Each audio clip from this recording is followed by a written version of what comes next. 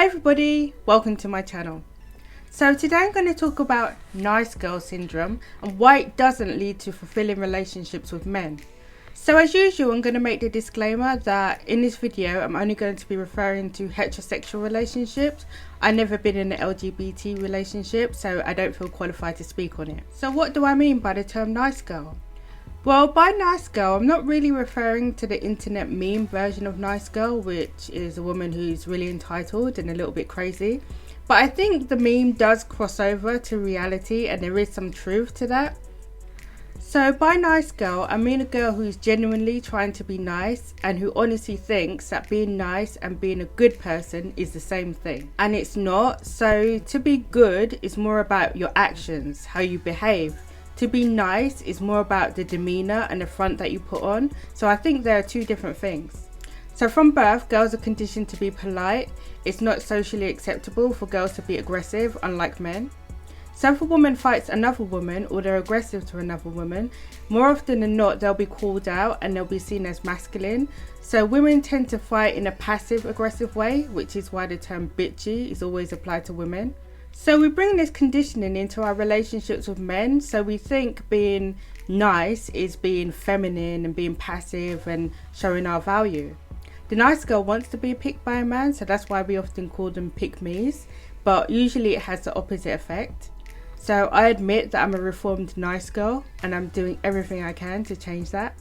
So how can you spot a nice girl? Number one, she gives what isn't earned. So the nice girl doesn't give a man a chance to even demonstrate their interest or their trustworthiness. She's so desperate to be picked, she just literally explodes. So on the first date, she'll be talking about her ex and what he did and how he did her wrong. And she'll be oversharing everything and forcing intimacy that just isn't there. She's also the girl that will probably sleep with a guy on the first date or even pay for the date. So men are instinctively turned off by nice girls.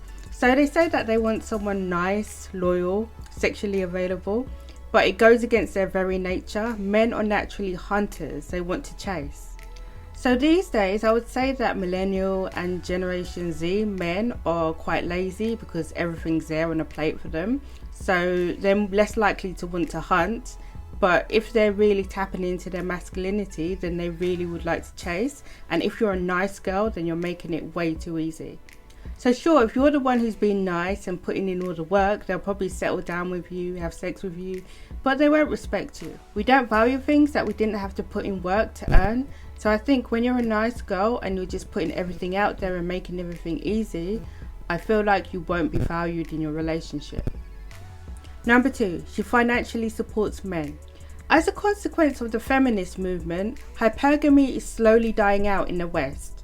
So hypergamy is when a woman marries up in terms of finances and social class. These days, being hypergamous or a gold digger is regarded with the same amount of venom as an axe murderer gets. Men and women literally shake with rage when they see a gold digger.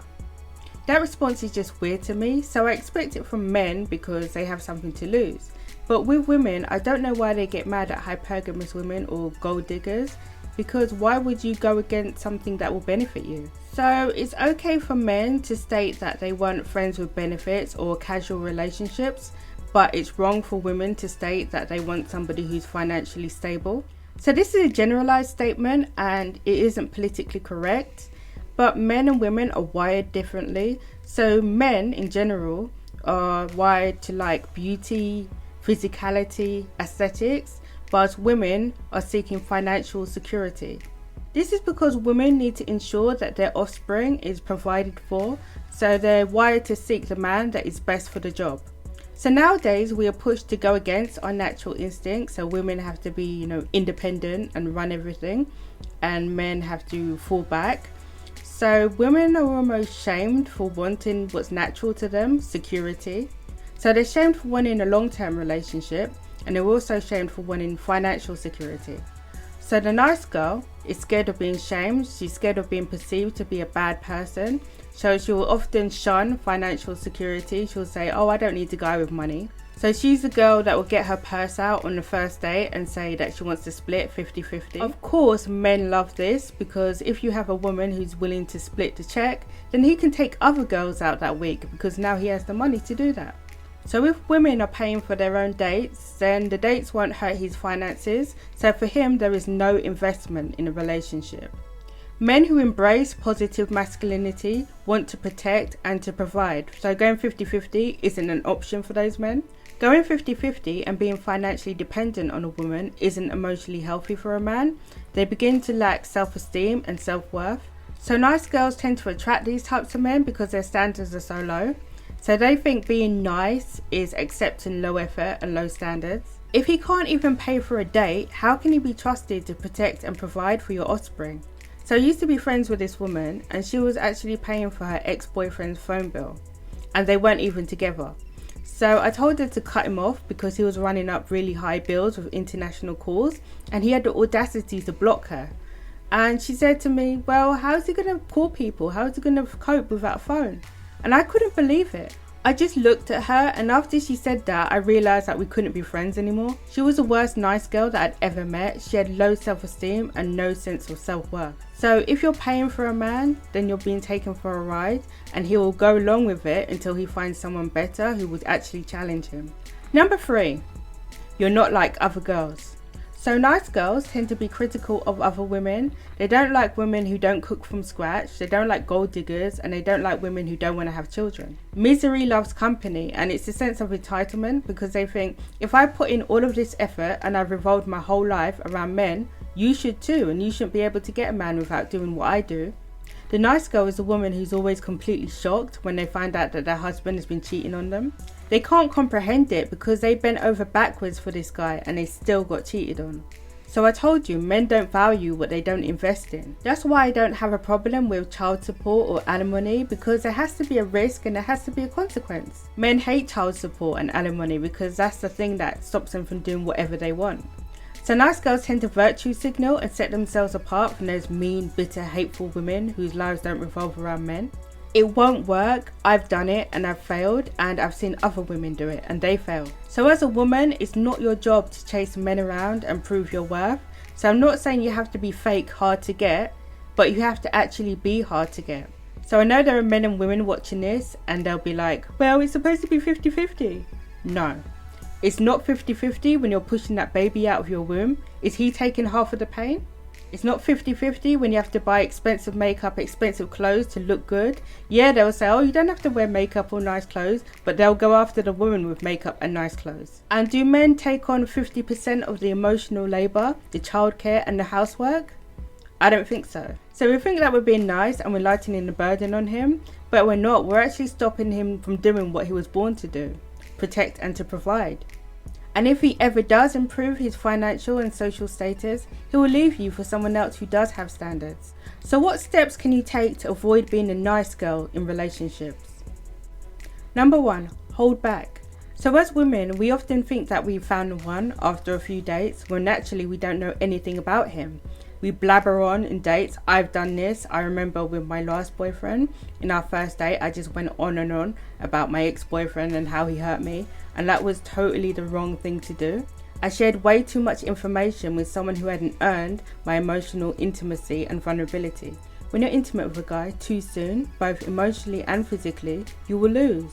Because men don't often get attached really quickly. Being nice isn't going to make him like you more. It comes off as being mentally unstable, and it sends up all kind of red flags subconsciously.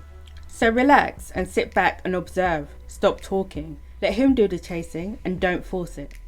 Number 2, do not go 50-50. So a lot of people will disagree with me saying this and they'll probably hate me for it, but just don't. So a while back, I had a date set up with this guy, and just before the date, he texted me and told me that he always goes 50-50 on the first date. And I politely declined and told him that I don't do 50-50. So a lot of women will be like, so what if he was a nice guy? But it doesn't matter how funny and how charming you are. If you decide to have children, you're going to have to look your daughter in the eye and tell her how you and dad met and how you split 50-50 on a cheeseburger. How romantic. And if you do marry the 50-50 guy, you're probably going to have a crappy life. You're probably going to be emotionally exhausted and drained and physically exhausted because you had to work so much. You had to go to work and look after the kids and do most of the housework. And you probably look older than your age because you're so tired, and he resents you because you didn't look like you did when you're 20. And you're bound to be cranky because you've had no time for self-care and to invest in yourself. Number 3, do some shadow work before pursuing a relationship. So if you correlate being nice with bending over backwards for people, then you might need to go into therapy. So I did a video on people pleasing a few months ago, so go and check that out. Build a healthy relationship with yourself and build up your self-worth before pursuing a relationship. A man is not your other half, you're already whole.